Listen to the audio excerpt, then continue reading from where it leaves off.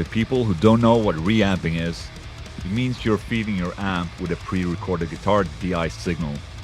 You record your guitar either with a DI box or just straight into your audio interface, creating a clean signal of the sound of your guitar.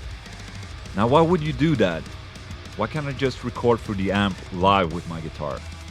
Well, there are a lot of benefits from reamping. The biggest one, in my opinion, is the fact that you don't have to settle for a specific amp sound early in a production. Meaning, you have way more possibilities in sound and you can decide later what type of sound you want. Another great benefit is the fact that if you don't have the money for an amplifier or don't have the skills to set up a microphone and cab so it sounds good, you can send your DI files to another studio or reamping guru to reamp the guitars for you. And since I'm also just recording the direct input of the guitar, I can record guitar while I'm out on tour as long as I have my computer and an audio interface, making me more time efficient, really.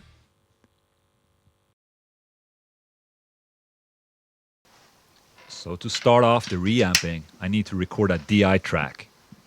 When I record at home, I just hook up my guitar with a standard guitar cable to the instrument input of my Apogee Quartet. But you can also use a DI box to get a good clean level.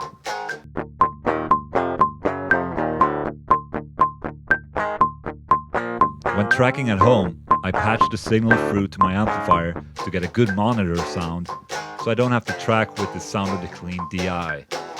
But when I'm not in the studio, if I'm on tour for example, I use an Easy Mix 2 plugin just to get a good sound and distortion for tracking.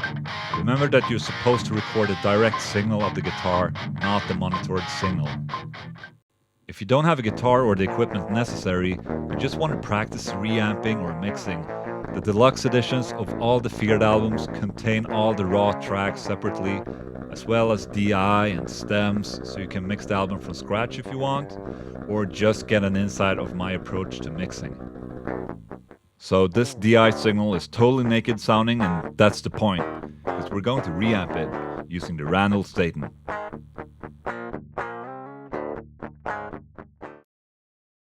Now I route the signal to a separate output on my audio interface and send it out to a reamp box, in this case a 2 notes reload. In theory, you can route the output from the audio interface straight into the amplifier, but having a reamp box will definitely help you keep the right input level going into the amplifier. You might also get a ground loop going straight from an audio interface. It really depends on your setup and audio interface. From the reamp box, I send a signal to my amplifier. So if I play the track, the amplifier should get a signal. And it did. Awesome.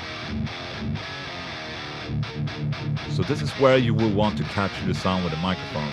I have a separate video for how to mic a cab, and you can click here to check it out. So as you play the DI signal in Logic, you should be able to record the amplifier signal at the same time.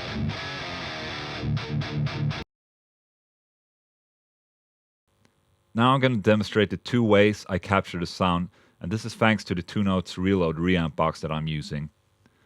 The speaker cable from the amplifier goes back into my reamp box. This gives me the ability to record the direct signal of the amplifier without a cabinet. From there, I patch out a cable that goes into my recording cabinet, in this case a SM57 inside a Randall ISO cabinet. This way I can record both the direct sound of the amplifier without a cab as well as the mic'd cab signal. So I have 2 signals as a result. The reason I'm doing this is to have more options really. With a direct amp signal I can later use an impulse response of a cabinet through a plugin. Also good if you want to decide later on what kind of cab sound you would want. Hope that was helpful to you. If you have any questions, write in the comments of the video. And if you like this video, please put a thumbs up and share. Or whatever, I don't care.